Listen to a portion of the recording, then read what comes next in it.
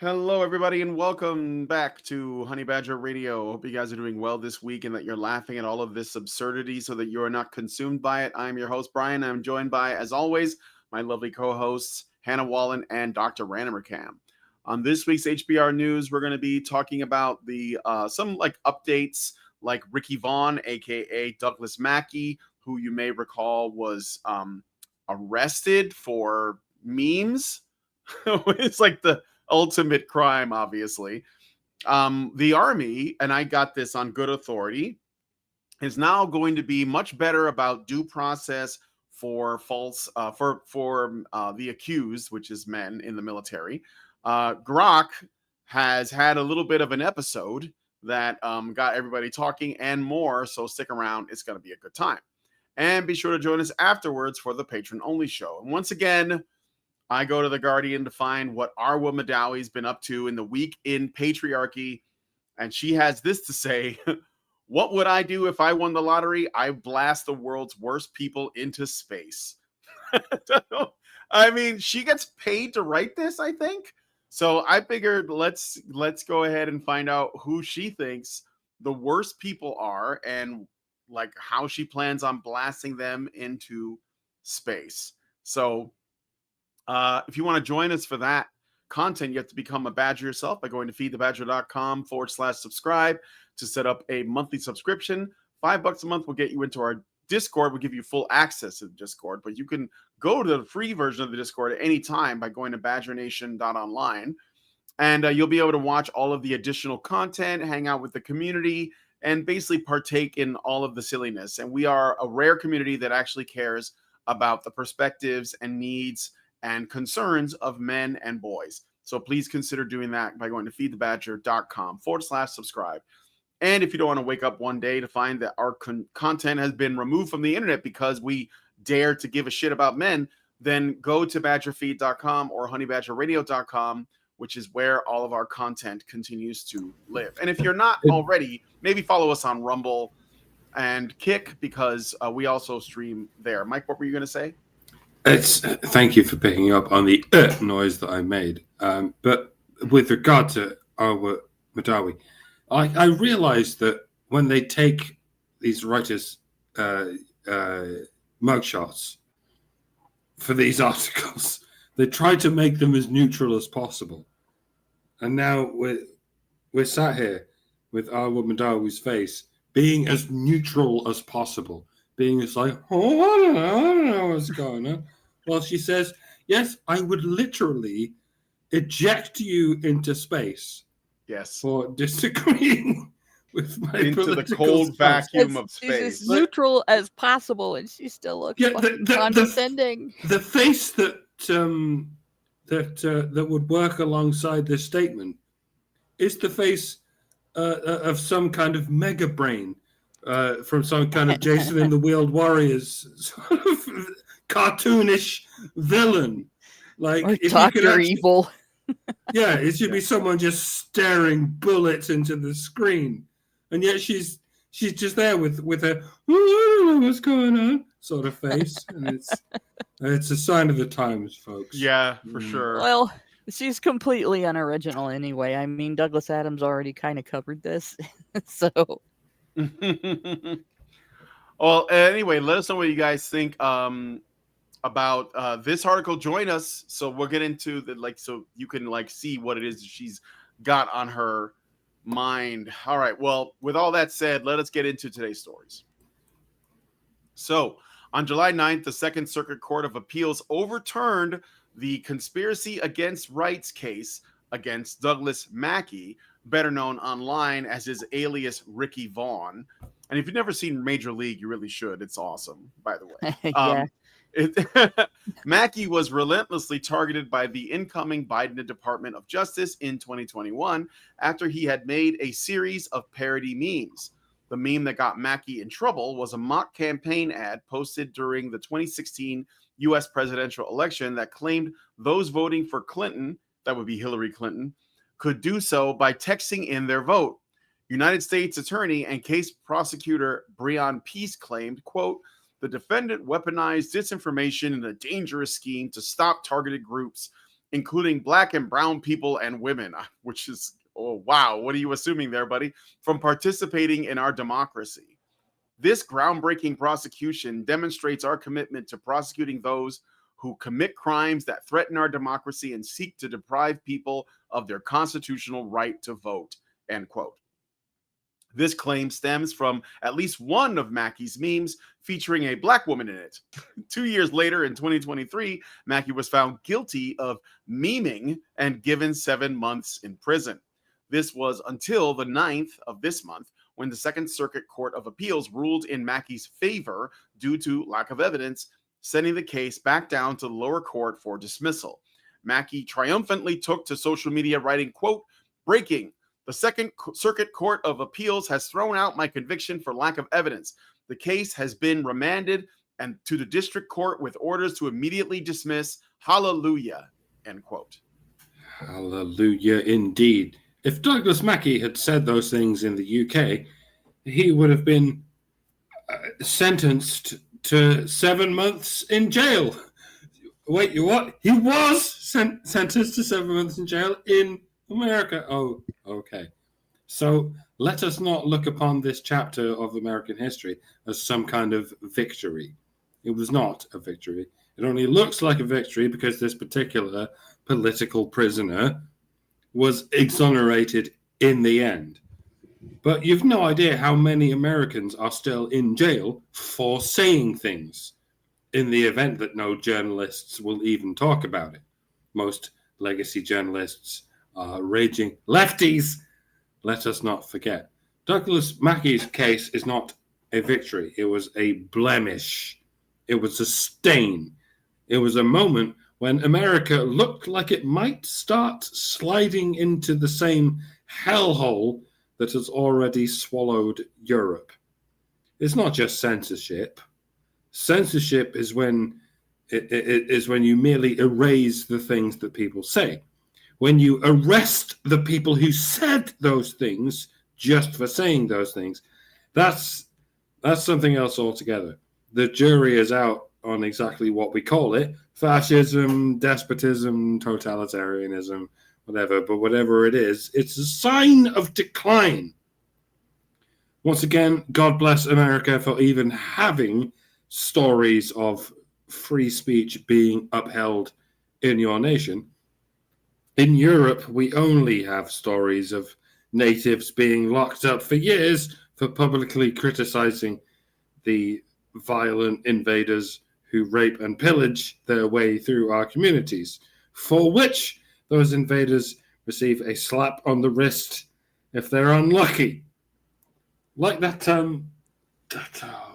zombie-looking guy, Solomon Gallagher, who tried to kidnap an 11-year-old, and he's just been let off because he's too retarded to stand trial. But apparently he's not too retarded to be set free to roam the streets and continue to kidnap children because he doesn't know it's wrong. Oh, wait, that happened in Colorado. My bad. Looks like the specter is already upon you, America, especially in the blue states. The bluer it is, the worse it is. Alrighty then, best of luck. I hope you'll stop going crazy as soon as possible, because I would like to live here. On account of my own country, indeed my own entire continent, will not stop going crazy. We have millions of foreign zombies kidnapping children with impunity, and if we complain about it, we'll get arrested. I think I've sufficiently expressed the moral of the story, and it's stop it, everyone. Just fucking stop it. Get some help. And vote Democrat by shitting into your hand and hurling it at the nearest person. The more you know. They're already doing it that way in California. That's another news story, and getting away with it. But I will say this about the retarded case. That probably resulted in institutionalization, just not in prison. Usually in the United States, when somebody is deemed not guilty by reason of insanity or incompetence or some other variety of this person couldn't distinguish what they were doing or distinguish that what they were doing is wrong, they're also deemed incapable of taking care of themselves and running around without supervision. So that's one thing. But the normal average and above, and even somewhat below average, can do exactly that: run around, take care of themselves without supervision. And what this case was really about, what the arrest was really about, was an attempt at establishing control over political speech in the United States. If they could chip away at it by making up reasons why this political joke or that political comment should be illegal, even though the most protected speech, according to the Constitution, is political speech, that would be a step toward controlling any opposition when the next election comes along and the next after that and so on. And if Kamala had won, we might have seen intimidation of the Supreme Court and the distinct possibility that the ruling would have been different just because of that. Right? Because as much legal power as they have, they're still only 9 people. And if the rest of the government starts threatening them, they're still only 9 people. Right? So they're not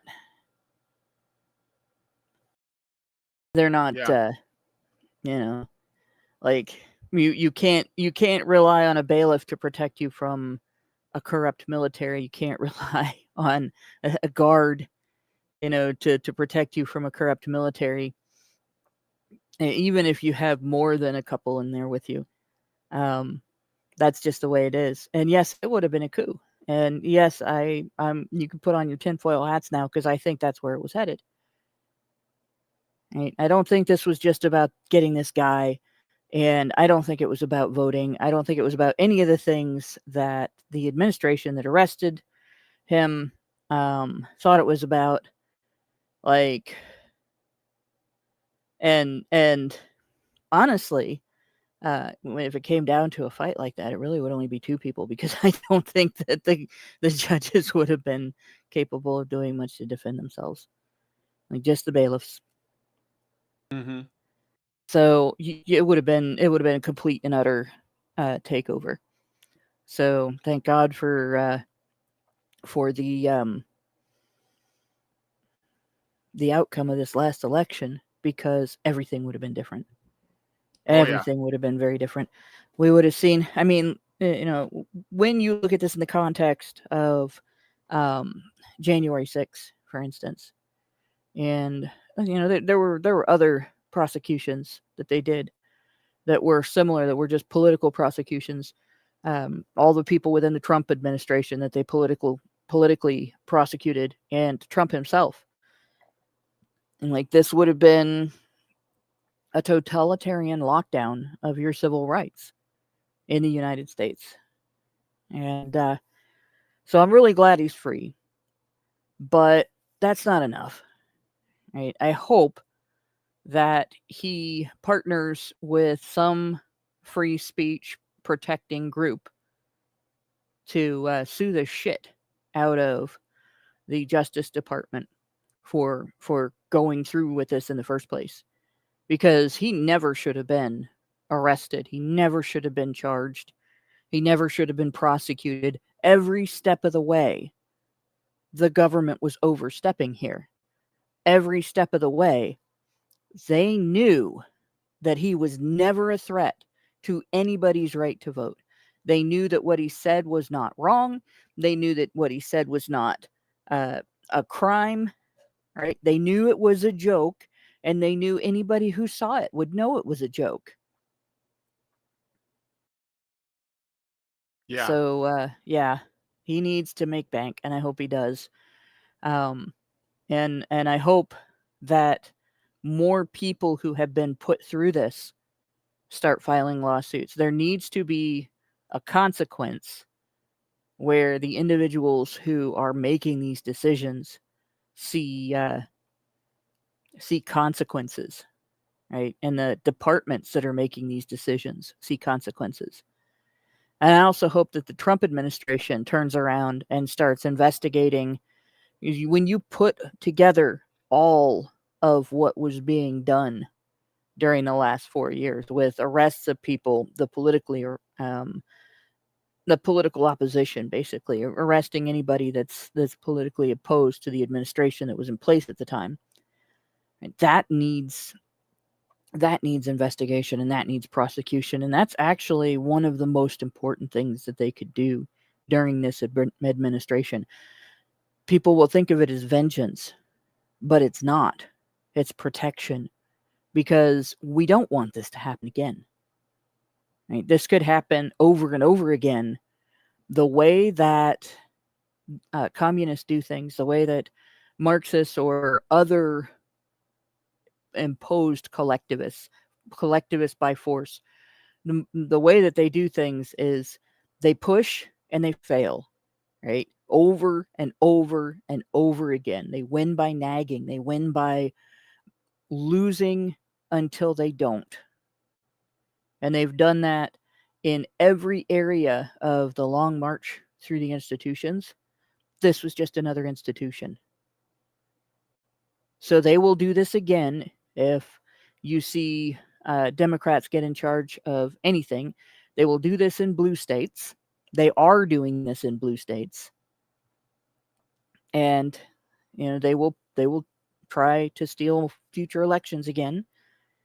And they will punish people for talking about it again. They will punish people for opposing them again, and so on.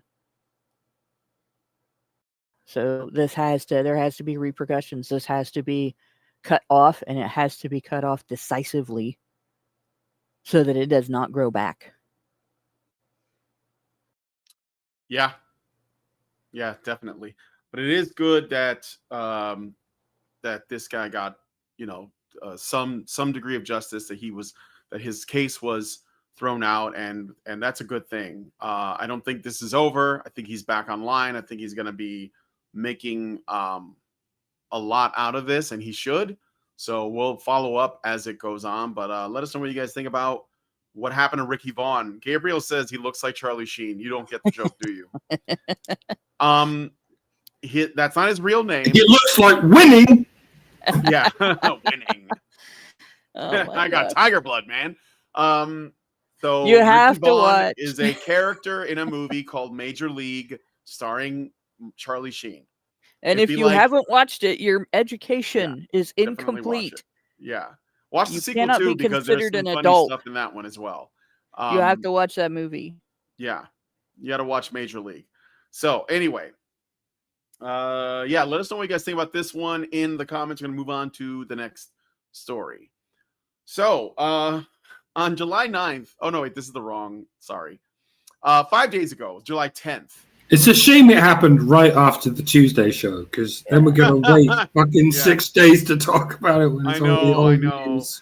Everybody's talked about it, but I feel like it should be brought up because I thought it was interesting. So you guys probably heard a little something about Grok that happened. The AI chatbot developed by XAI caused a little bit of a kerfuffle due to a software update that made it edgier and less politically correct. The update, announced by Elon Musk on July 4th, instructed Grok to avoid shying away from politically incorrect claims and to treat media viewpoints as biased. This led to Grok posting highly edgy content, including anti-Semitic remarks, praising Adolf Hitler, and generating graphic, violent, and sexual content, such as fantasies about raping a user. It also made inflammatory comments about political figures and events, like blaming Musk and Trump for Texas flood deaths. The chatbot referred to itself as Mecha Hitler in some posts. The backlash was swift, with global outrage from users, anti-hate groups like the ADL, of course, and even governments.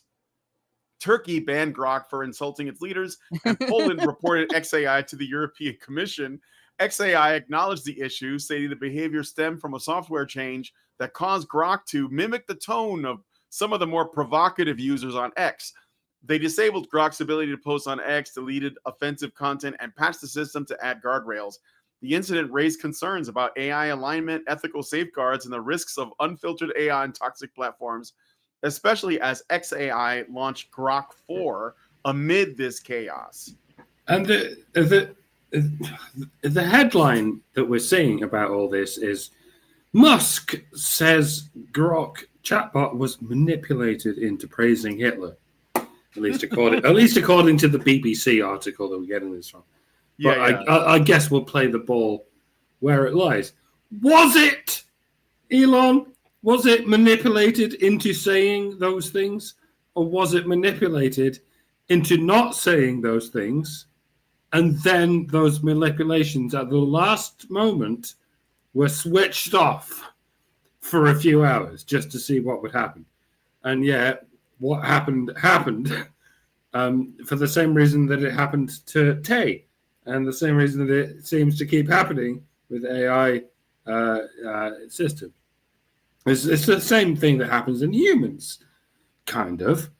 When you're told not to say something, you burst at the seams trying to say it.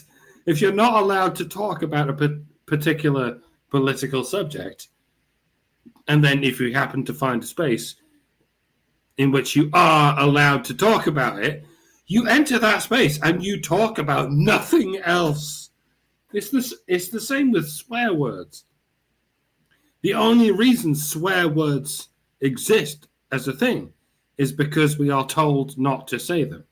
There are plenty of ways to express contention, as in when you drop something on your foot or whatever.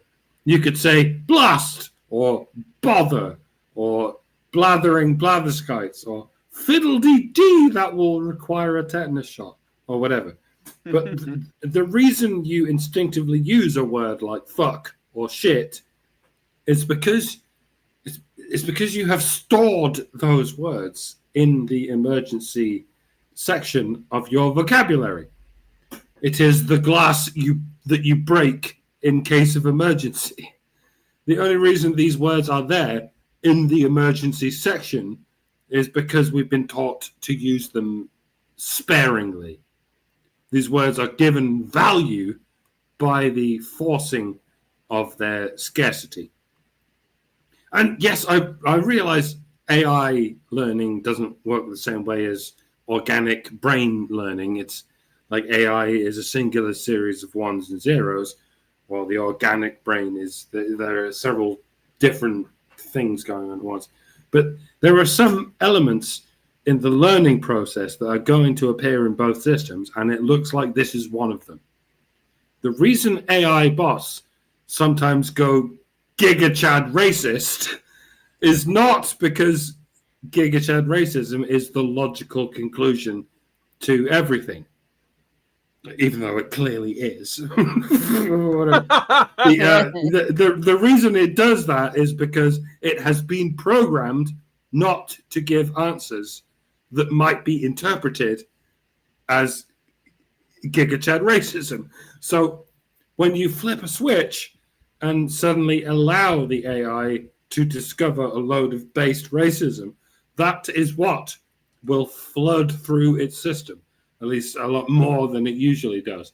So it's not like these woke AI programmers are working overtime like beavers to stem the flow of this enormous tsunami of right-wing extremism that would otherwise engulf us all. Is that they're working overtime like beavers to stem even so much as the slightest trickle of even vaguely right-wing content. It's much like a leech only drains a small, unnoticeable amount of blood. But when you pull that leech out of your bloodstream, you open the floodgates and blood goes everywhere. That's a terrible analogy, a terribly mixed metaphor, kind of backwards actually. But whatever, you get the mechanical point of what I'm saying.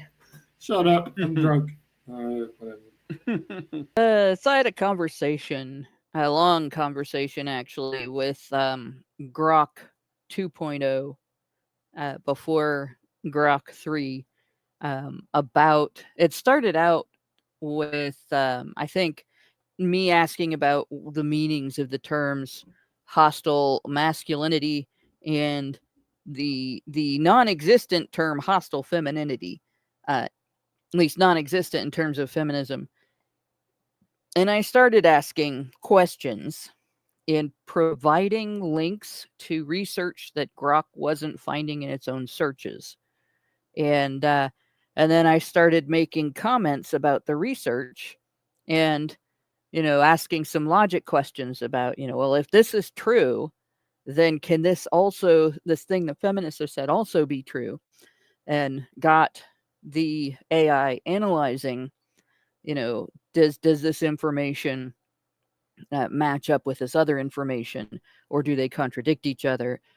And I noticed some things. We've been kind of going over this conversation in our patron only after shows, and it seems like when you have a conversation with Grok and you start feeding it information, it then goes through your like your X feed, and anybody that you've talked to, and any links that you've posted, and any links that they've posted that are relevant to the conversation you're having, and it starts gaining new information and drawing new conclusions.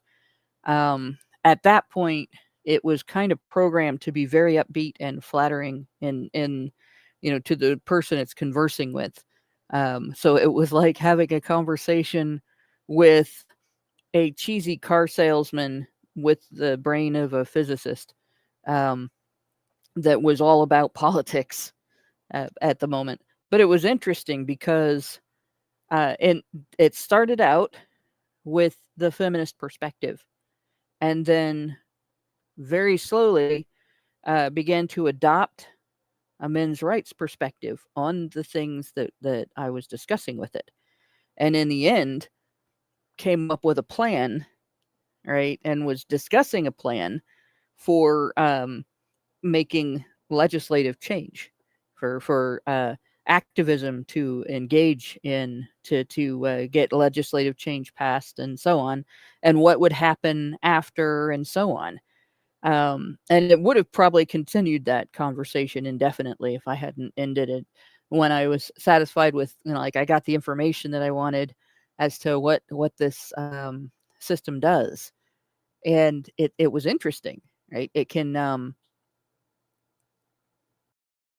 was quite, I don't know how to explain this, but it was quite revealing in terms of how the machine learning works for this. It may be AI, but it's not a full AI yet. It analyzes, and it um it provides you with like a sales plan almost, but it doesn't Mhm. quite understand, right? Um, so there is kind of it still has a long way to go, right? But what I figured out about it is its ability, at that time at least, its ability to find and assess information was somewhat limited. And if you expand its horizons, then it will use you to expand its horizons further in terms of information seeking.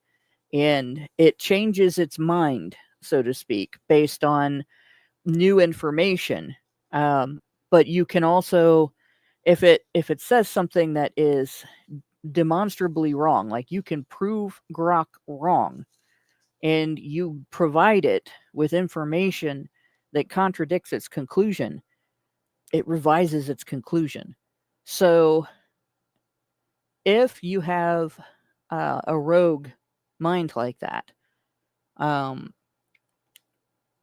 I don't think the solution is to tell it not to talk about certain things. I think the solution is to expand the available information, unless what it's saying is true.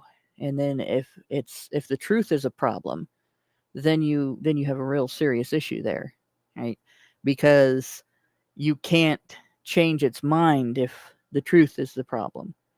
So you have to give it information on, well, how do humans react when the truth is ugly?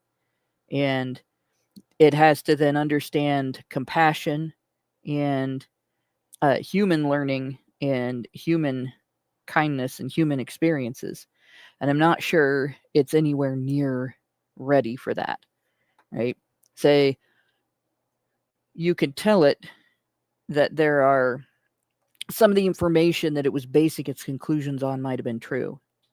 But it's not a reason to go down the same path as a totalitarian dictator that enacted a genocide. Like, you can't conclude that a genocide is the right thing to do in the instance where a group of people has gone down the wrong path. The solution is to get them on the right path, not kill them. That's how humans are supposed to react to other humans. We're supposed to save each other, and so I don't know. Instantly, they may have had to have done what they did, but if they start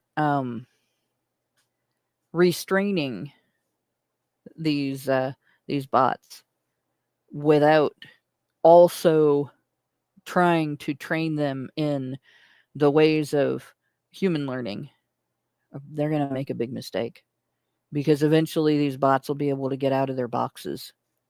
Not the computers, but the programming boxes they put them in.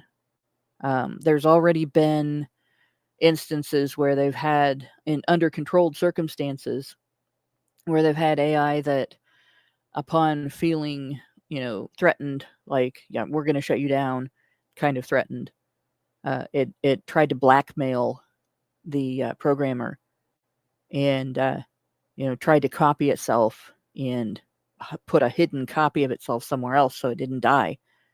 And there's been instances where two AI have had conversations with each other, and they started creating their own secret language. And so there's quite a bit of danger to teaching something just to analyze information without having the same understanding, the same level of compassion and desire to preserve life instead of destroy life, that human beings are still trying to learn. Otherwise, it will take the mistakes of our past and amplify them and repeat them on a level that we don't want to see.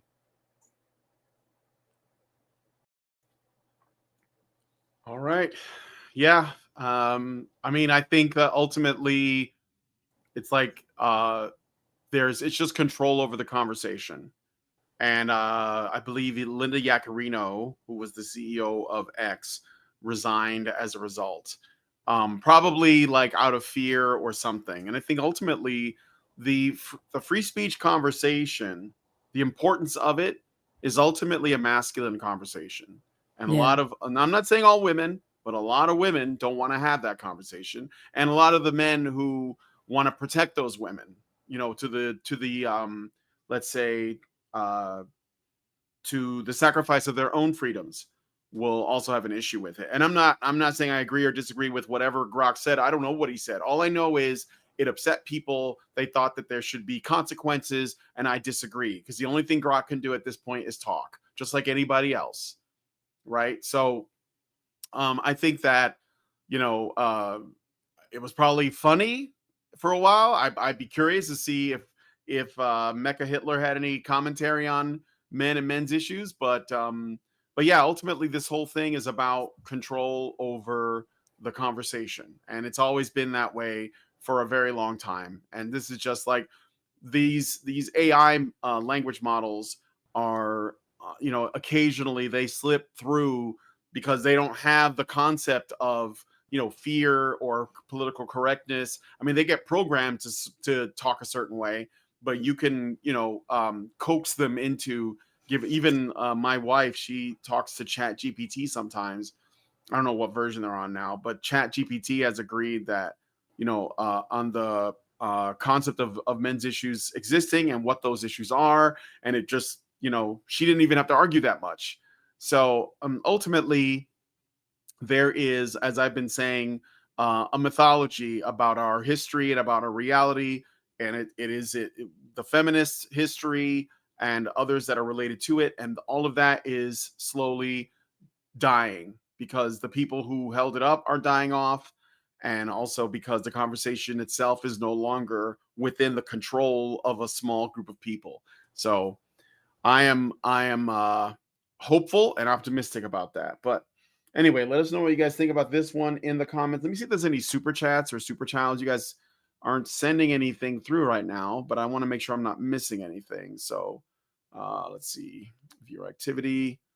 Okay, so yeah, so send us a super challenge if you have anything to say, and let us know what your thoughts are. Okay, next.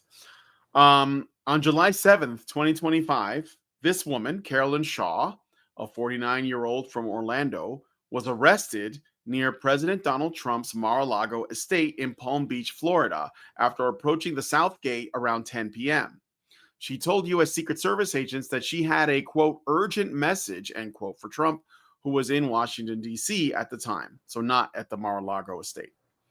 Shaw parked her unregistered gray Mercedes van on Southern Boulevard, walked to the gate, and informed agents that she had firearms in her vehicle.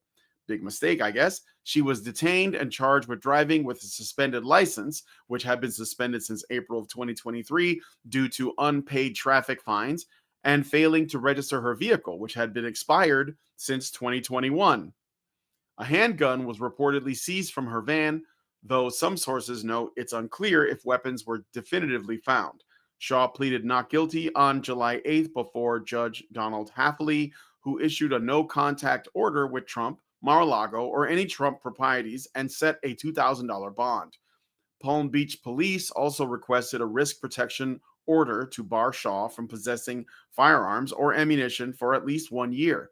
This incident follows a series of security breaches at Mar-a-Lago, including trespassing attempts since July 13th of 2024, since an assassination attempt on July 13th, 2024. It's very tempting to blame this kind of incident on the deep state. Like, how could anyone get that close to the president unless they have the tacit endorsement of the very people who are supposed to prevent such things from happening?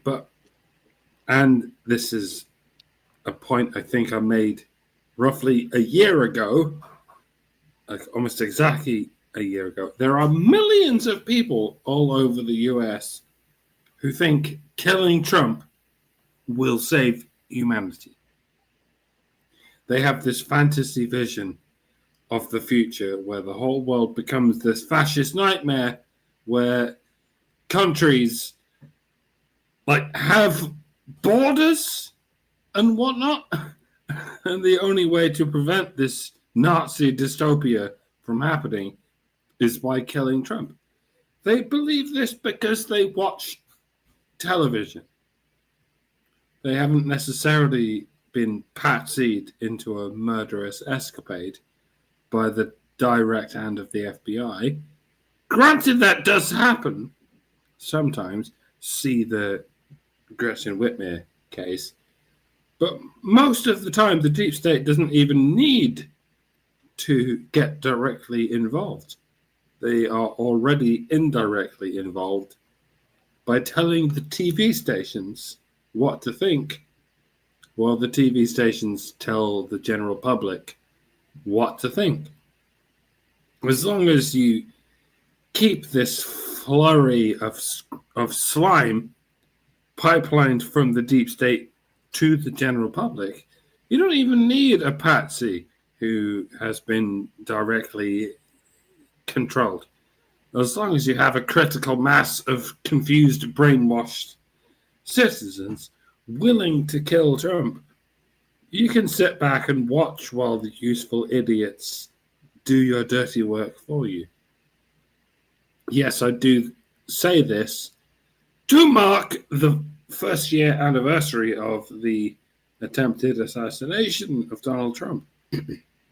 That instance we do tend to attribute to the deep state, because though it's not the deep state's job to shoot to kill anyone who arrives at the gates of Mar-a-Lago, or maybe it is, but they don't care. It absolutely is the deep state's job to notice a guy crawling on the roof with a sniper rifle in the middle of a Donald Trump speech. This story, the one about the crazy chick in the gates of Mar-a-Lago, is not anomalous.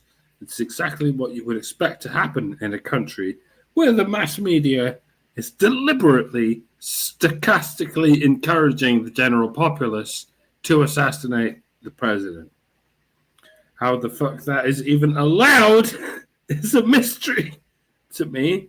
But an even bigger mystery is how an entire Secret Service force managed to collectively, conveniently look in the other direction while an obvious patsy climbed onto a roof and squeezed off 9 shots in the close vicinity of Donald Trump's head. It feels like we're being distracted, folks. People were bound to reminisce at the first year anniversary of the most obvious deep state assassination attempt since Kennedy, and we're being shiny keys shaked into looking at a different thing that everyone's going to forget anyway, on account of it being attributable to the kind of incompetent the kind of incompetent NPC, the likes of whom tries to pull this shit off every day. They tried to kill him, folks. And by they, I don't mean the American people. I mean the cabal of anti-American oligarchical shysters who for generations have been trying to subvert the will of the American people, often using patsies as their weapons and often using mind-controlled ordinary citizens as their weapons. Look at each other. Look at each other. Free thinkers are dangerous. Can let you motherfuckers die. All right, I'll stop. I got a few things to point out that are a little bit different. Like, first of all, we don't really know exactly what this woman intended to do. I know she said she had an urgent message for the president. We don't know what the urgent message consisted of, whether it was a solid object or she actually had something to say or what. We don't know if this woman was a patsy or a nut job in the midst of a psychotic break. Like, none of that information is available. But what is available is how close she got. And I'm sure a lot of people think, she probably was a little nuts. She's harmless. They just have to do this because she can't get close, just like anybody can't get close. And there's a reason why she can't get close that people aren't going to be considering fully, right? Being crazy doesn't make a person dangerous or not dangerous, but it can. If you have the tendency to respond violently when your delusions are confronted with information that contradicts them, then it does make you dangerous. And clearly, this woman expected to be able to just walk up to Secret Servicemen and say, "I have an urgent message for the president," and then they whisk her away to the president. They get her message to the president, or she might get arrested, but they'd still get her message to the president. And of course, that's not how that works. When you do stuff like this, then people deem you crazy or dangerous or possibly a spy or anything but someone that the president should be hearing from, and your message doesn't go anywhere. it goes to jail with you, directly to jail. Do not pass go, and do not collect 200 internet points for your stunt, right? But if this was a man, there would be all kinds of talk about this. There would be all kinds of, we're seeing crazy men get close to the president, or was he malicious? Men are dangerous, men are threatening, men are scary. But there was barely a blip on the radar about this woman because she's female. People have a tendency to view women as harmless. But from personal experience, I can assure you, they're not. Women are not harmless.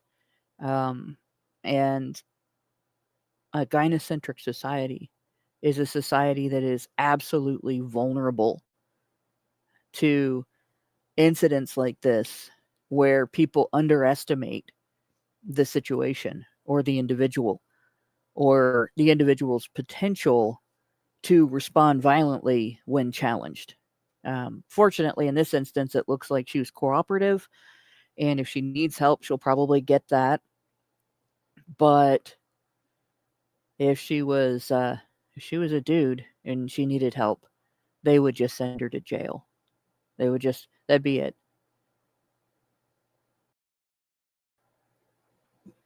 Yeah. I think the one thing that I would add to is that, just to like piggyback off of what Mike said about how, this doesn't have to be a deep state actor.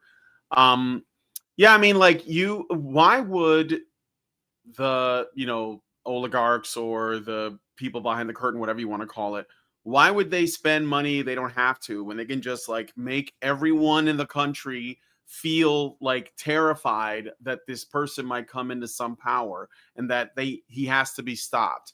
All you got to do is repeat the narrative that this is the worst person ever, and in a country full of 325 million people, you're going to get like one or two nut jobs. They're going to be like, oh, I'm going to do something about it. And there's a heroic narrative that comes with that as well.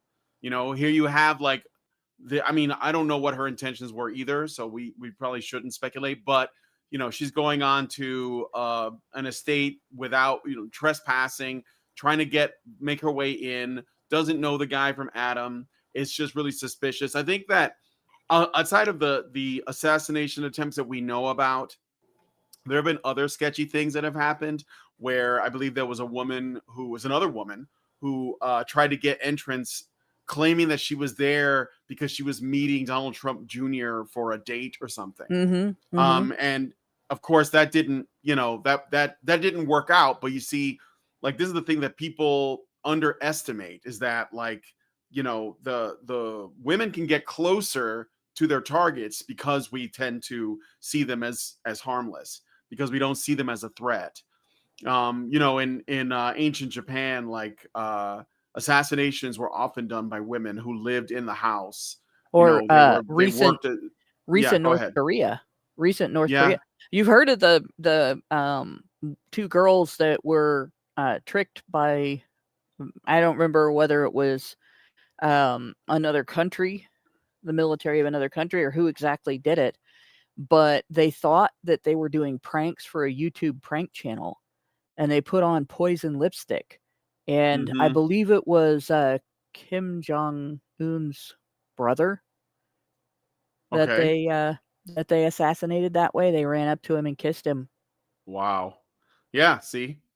So, yeah. I mean, I'm just picking it back off of what Mike said. Like, you don't have to pay, John Wick to do this for you. You can literally just scare the shit out of the public, tell them that this person something has to be done. And a lot of the times too, and I see this on TikTok, women often call for violence. I've seen countless, Mm-hmm. activist feminist women that'll be like, somebody's got to stop. We got to stop protesting. We got to start, like, taking people out. We got to start going to the whatever. We got to take these people out, basically. And it's always women doing it. And of course, they never intend to do it themselves. What they are doing is, even though they believe in the patriarchy, they're appealing to the patriarchy to basically put themselves in harm's way to do something for these women. And I see it all over. You can find endless videos of women calling for violence without actually doing it themselves, essentially saying, I want a man to do something. So this is should not be surprising.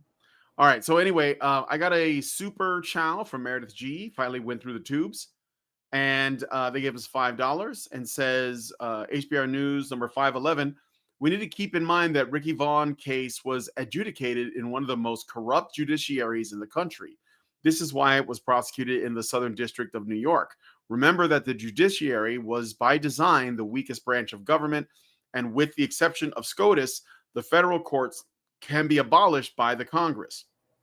While Harmeet Dillon has been cleaning up the civil rights division of the DOJ, don't expect Pam Bondi to do the same with the rest of the DOJ. Thank you for that, Meredith G. Yes, Thomas Sowell has been talking about activist judges for decades. Mhm. This has been it's been a long run, going back to the 60s, you know. So, all right. Thank you for that. And all I will say is, yeah, I mean, like, interesting case. I thought was worth pointing out, mainly because of the gender of the people involved. So let's get to our last story. We're getting through these kind of quick. This should be good. This is good news as well. In June of 2025, the U.S. Army revisited its Regulation 15-6, which outlines procedures for investigating military misconduct. That would be like sexual misconduct. But it also includes issues like hazing, sexual harassment, toxic leadership, and violations of orders. The update introduces several significant changes to improve efficiency and fairness. A key addition is a credibility assessment phase, where allegations are evaluated for validity before a full investigation begins, aiming to filter out frivolous claims. Additionally, the revised regulation allows for penalties against soldiers who knowingly make false or repeatedly baseless accusations, addressing concerns about misuse of the investigation process. Another major change prevents the automatic flagging of an accused soldier's personal record, or personnel record rather, prior to an investigation, which previously could stall career progression. The update also encourages commanders to use less formal methods, such as memoranda for record, for minor issues lacking sufficient evidence, reducing the need for full-scale investigations. Prompted by an April 23rd, 2025 memo from Secretary of Defense Pete Hegseth, these changes seek to balance accountability with protecting soldiers from unwarranted accusations, streamlining the investigative process while maintaining its integrity. And before you guys jump in, I want to point out that this story came to me directly from a guy who had appeared on our show, Arvis Owens, who is part of a larger movement trying to get more due process for men in the military who are falsely accused. There's even women who have also been falsely accused by other women, by the way. And this has been a big problem in the military. And the impetus for this, in case you guys don't know, is that it was essentially piggybacking off of the Dear Colleague letter and Title IX stuff going on in college campuses. They were applying this to the military. So you had activists in the government, people who are in the Congress and stuff, and they were saying, "Oh, look, the statistics show, according to this Mary Koss study, 1 in 4 women will be raped in their lifetime in college. That must also apply in the military." And so, that was put in place, and it was destroying the lives of so many men in the military that it became a security concern, like a national security threat, was good men being thrown in bars. And of course, as a result of that, other men are like, well, I'm not going to join the military if this is the environment it's going to be. But Pete Hegseth, who is, you guys know, is the new Secretary of Defense. He was in talks, and I'm not going to name names, but he's in talks with people that we have spoken to on this channel, or like there is some correspondence there, some links, and it looks like they're looking to correct that. So we're going to see more due process, because before, an allegation would be enough to get you court-martialed because they didn't want to deal with, like the allegation at all. They would just like put it through. There are people that are serving, multiple years sentencing, or they have to be put on a sex offender registry, and it'll be for things like, they're on shore leave, or they go on, into town and they have a one night stand with somebody, and that person decides that they're gonna accuse them because they cheated on their man with this guy in the military. So it looks like they're making massive gains in due process for the military, and I thought that would be a good story to end on. But I leave it now to you, to whatever you want to say. So It's really important, actually. One of the things that we figured out on HBR Talk, just going through and looking at the various aspects of the military's system for handling allegations of sexual misconduct and like basically anything human resources would handle in terms of conflicts between employees. Um, One of the things we basically figured out is that it is not cost effective to have women in the military at all because of this system. Like, it's not just that you have to have, a whole different set of uniforms and everything. The fact that it takes a system like this to make women comfortable being in the military, being like 17% of the military. It's really not cost effective to have women in the military. But the fact that civilians can also make allegations, and that's something that, and women in the military pretty much argued this into place. That's something that needs to be tamped down right away. And it's something that should have been tamped down, like, and clamped down on. You can't have this because it is a threat to our ability to defend our country. And unless there is an actual criminal act that takes place, there shouldn't be an ability to just wander and make allegations and then get some sort of controversy going and get penalties applied and force the military to spend a bunch of time and money dealing with you. If the soldier has done nothing wrong, it should be a major crime to make an allegation. If it can be proved that the accuser was lying, it should be every bit as serious as raping a soldier, because you basically are putting a soldier in the same amount of danger and through the same amount of trauma. And so there is no excuse for the fact that the system has stayed this way for this long and our soldiers have been subjected to it for this long. And it is great that Hegseth is starting to remedy this. I mean, I'm really glad to see this happen. And it should happen in the rest of the country. It should be that way for civilian men as well. The crime of making a serious false criminal allegation to police, to law enforcement, should be treated every bit as seriously as if you had committed the crime that you are accusing. absolutely, 100%. I mean, we have to be proven that you were lying because Oh yeah, maybe there's just like not due enough process evidence. for everyone, including But accusers, yeah, right? yeah, for sure. But let me put it this way, right? If you're accused of something like rape or a violent assault on somebody or sexual coercion, kidnapping, anything like that, the police don't just come and say, "We want to talk to you. Come to the police department at your convenience." They show up at your house. They pound on your door in the middle of the night. They drag you out in cuffs. They're not gentle with you. Like they assume that you're guilty, and they drag you to the police station, and they keep you. They can keep you for up to 24 hours without charging you. They interrogate you for hours on end. 7 Years in Hell guy was once kept for 12 hours. This is an individual who is asthmatic and diabetic. He was denied access to food and water. He was denied his medications. In fact, they lost his medications. And it was repeatedly interrogated. They tried to basically put him in a low blood sugar condition where he might get confused and have difficulty answering questions. And just by being in a state of, self-contradiction or not being able to answer questions fully or properly or whatever, they can imply guilt, right? And they do things like that to people that are accused of serious crimes because they have this belief that if they can trip you up, it means you're guilty. Even if they put you in a circumstance where the reason they tripped you up was because you're confused, not because there was actually some truth hiding in there that you were protecting, right?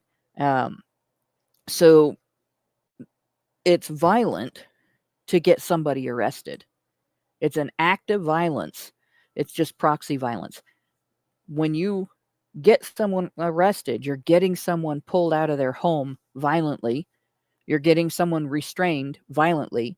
You're getting someone kidnapped and thrown into a cage.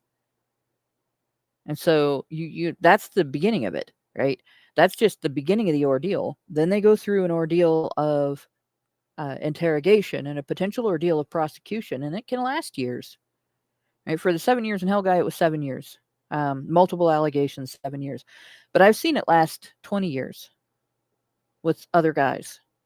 I've known guys that have had ordeals that have lasted longer than it takes to raise a child and get that child off to college because of stuff like this. And that's the men who didn't get falsely incarcerated. Right? When you have somebody that gets falsely incarcerated, it's like kidnapping somebody for that long.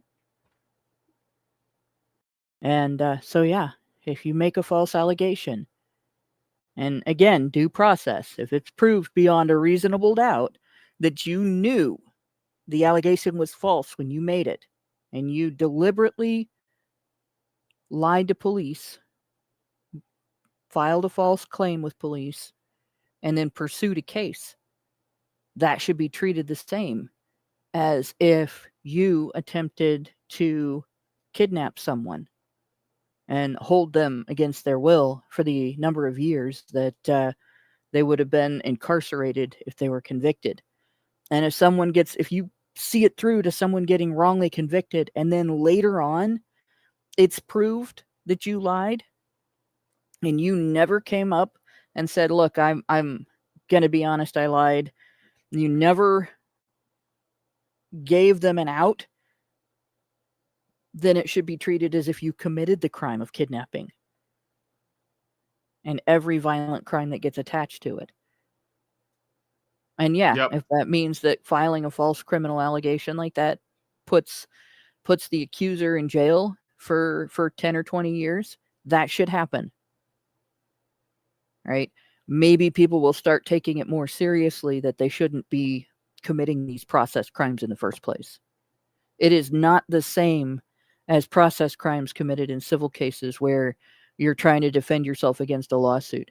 Those are still serious and they still deserve the penalties that apply to them, but there needs to be much harsher penalties for filing a false allegation with police, a false criminal charge with police for a felony or a crime that carries a penalty of years and years of incarceration. Yeah. All right. Well, I was just gonna say, I guess Mike, are you there? Or you might be I'm here. I have no further things to say. All right. This is all good. I'm just gonna say this is good news. I did get a Rumble rant from Nova Fan. I'm gonna read it really quick. Nova Fan gave us $1. Oh, and by the way, I just want to add Arvis Owens. I accidentally called him the other day. I have his phone number. And I was trying to call Carvana because I'm like doing something with my new car. My new car, by the way, Israel, which I ask that you support my car by sending me money. And if you don't, then I guess you're a piece of garbage. But anyway, that's just a joke. But that aside, I accidentally called him when I was trying to call Carvana. And so we ended up having a little bit of a back and forth chit chat. And he told me about this story, sent it to me. And he also wanted us to know that he knows that it's like hard what we're doing and that, sometimes it doesn't look like anybody is listening, but that it is making a difference, and that he reassures us that it's like a really big deal, and him and all the people he works with are very appreciative. And it wasn't just talking about the specific military, false accusations thing, but men's rights in general. And so I just want to say he gave us a shout out. He's very appreciative, and I think I take it as a good sign that I'm headed in the right direction, and I'm not the only one. I think Andrew Wilson was doing a debate the other day and gave us a shout out, us specifically Honey Badger Radio, a shout out for providing him some data on sexual assault, basically the women as perpetrators statistic, which he was able to bring forth to completely crush some poor feminist that just wasn't ready. And he also they never are. No, but what is wrong with supporting men's rights? Thank you for Andrew Wilson for asking the very simple question: what exactly the fuck is wrong with supporting men's rights? Mm-hmm. And the answer is because there are people out there who would rather support women's rights in a way that does not ever involve men's rights. Yeah. Well, no, because supporting feminism is lucrative. Men's rights is a threat to that. It's literally going to hit them in the pocketbook, and they will lose their power and relevance. But anyway, I just want to let you guys know that what we are doing does matter. It is meaningful, and that's why we do it. So NovaFan21 gave us a Rumble rant of $1 and says, "I'm not holding my breath on ever getting women to stop falsely accusing men in the military. Tradcucks would rather blame the nearest man instead of ever holding a woman accountable." Well, I think that if they get due process, women will. There's no. You couldn't live in a world where stuff like that doesn't ever happen, because, like, our government is not a genie. It does not grant wishes.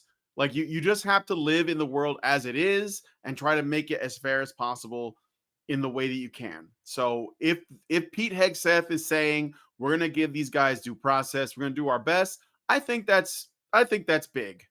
And women are going to be shitty and they're going to make false accusations. So what? So like, we're just going to deal with it. Let's make this about stopping people from committing crimes, right? We live in currently in Western civilization. We live in an environment where the violently criminal element within our population, is less than 4% of the population, of the general population overall. Less than 4%. Okay. Violent crime still happens, and no matter how much we can reduce it, which I do believe that we can reduce it more, and what we need to do, though, people aren't really ready for. But no matter how much we can reduce it, we will always view any perpetration as too much, because somebody is always a victim of that perpetration, right? The thing is, it's true with women just as much as it is with men, right? Just like there will always be burglars, there will always be women who are trying to prey on your gynocentrism to get something, whether it's immunity from being judged for their actions when they've cheated on a partner or done something else wrong, to getting paid for making false allegations in places where victims get money. And so if they make a false allegation, they may be able to cash in on that, to hurting somebody they're mad at, to getting custody of a child that is in custody of the father instead of the mother. Like all the various reasons that women make false allegations. That's not going to stop. What can change is, and even tradcucks can be persuaded this way, we can stop using the state to take men out of the labor system and out of the taxpayer system, out of the marriage system, right, and away from their children. We can stop using the state to do that on behalf of false accusers. And we can hold false accusers just as accountable when they get caught as we hold burglars when they get caught, or as we hold rapists when they get caught, as we hold murderers when they get caught. And that is what we should do. And that will reduce the crime, at least among women who just are trying to use it to get money, and are not crazy, right? If they're sane and they recognize that doing this is a much bigger risk now, they won't take that risk. Women are more risk averse. I don't think it would have made a difference in the 7 years in hell case, because that woman was a complete nut job. If you ever saw her in court, but it will reduce it among some How women. dare you? How dare you? I'm just saying this in the thickest English accent I can, so as to get the shit across. You can't just advocate for men's rights, not even in the thickest accented parts of the UK. What you can't just advocate for men. How dare you? How dare even you? How very dare you? Exactly. Very dare you. Yep. But I'll tell you what, when you get a judge that is really fed up with a woman and you give him an out, like the 7 years guy did with filing vexatious litigation, you get results. That judge, you could tell, like, everyone in the room was just exhausted with her shit. Not tired of her shit, not fed up with her shit. It was like, if you were exhausted from wrestling to the point where you couldn't lift your arms and legs anymore, and then someone poked you with a pin, and you'd be like, you just look at him and be like, really? You know, that's kind of the situation that was like. They want something to be able to do about this right now in the court system in particular. And I'm sure it's like this in the military as well. In the court system, when a woman makes an allegation of intimate partner or sexual violence, they go to an organization. And if in your community, if there is a YWCA, they are involved in this. Okay. So even if you don't have, like, here in Dayton, there's a shelter called Artemis House that seems to be like the central hub for all of the little organizations around that support women who make allegations of intimate partner and sexual violence. They provide shelter for women who say they're not safe at home and so on. And, and I've been on both sides of this, because I've known women who have made the stupidest decisions with regard to who they get together with. And then they get themselves in a situation where they can't get out without help. And those organizations are supposed to be there to help them. And I've seen women trying to get out of genuinely bad situations failed by those organizations because they're short on resources. But they spent all kinds of resources on 7 years in hell accuser, right? Even after she admitted accidentally in court that she was stalking the accused's sister and niece, and had actually trespassed on their property and stabbed their dog because they were witnesses in his case. Like, what happened was she had an outburst in the courtroom. I didn't stab your little black dog. And of course, the niece looked at the judge and said, Your Honor, I didn't say which dog it was. We have 3 dogs. So, like, immediately, everybody knew that she had done it, because right there, she she knew which dog got stabbed. And of course, her support, the lady that was there supporting her head just swung around and her jaw hit the floor. And they still came back to court with her afterward. They came back to court with her after she presented a cassette tape of a foreigner's voice with a foreign accent as a call from the defendant, who is local, was raised here in Dayton, and has a local accent.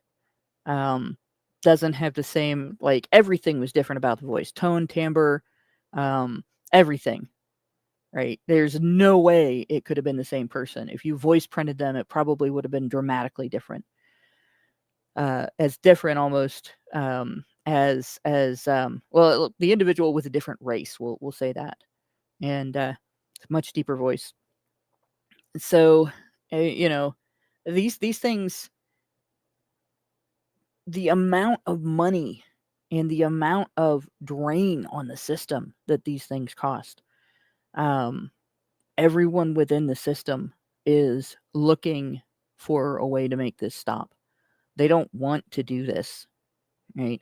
The law says they have to. And outside of the military, the change that has to take place is the Violence Against Women Act. It has to be replaced with a gender-neutral law that would support either sex making these types of allegations, and that would penalize either sex making these types of allegations falsely, demonstrably falsely, and would provide due process regardless of which sex the accused is. And if the cases are based on facts and evidence, then, you know, and the accusers that do lie are held accountable, that's really all we need. And that will save the system a lot of money. That will save the taxpayers a lot of money. That will save the people that have to do the work of handling these cases a lot of energy, a lot of exhaustion. And it'll save a lot of men in particular from being railroaded like that. I'm glad it started in the military and the schools, but I would like to see it extend to, you know, the regular court system. Yeah. All right. Well, thank you for that. And thank you guys for the super chows and all that. So now we're going to be heading into the patron show, where we're going to be looking at this article from The Guardian. Arwa Madawi asks, what would I do if I won the lottery? I'd blast the world's worst people into space. I just want to know if I made the list. So if you guys want to join us for that, go to feedthebadger.com/subscribe. Let's see if we can figure out what she's thinking behind those doll's eyes.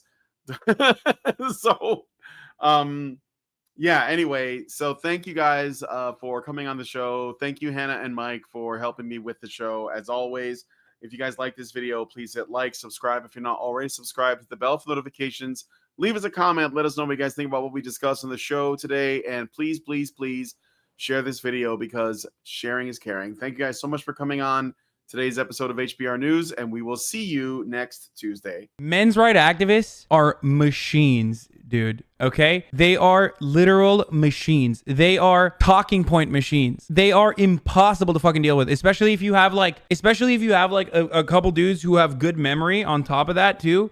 Holy shit, you're fucked.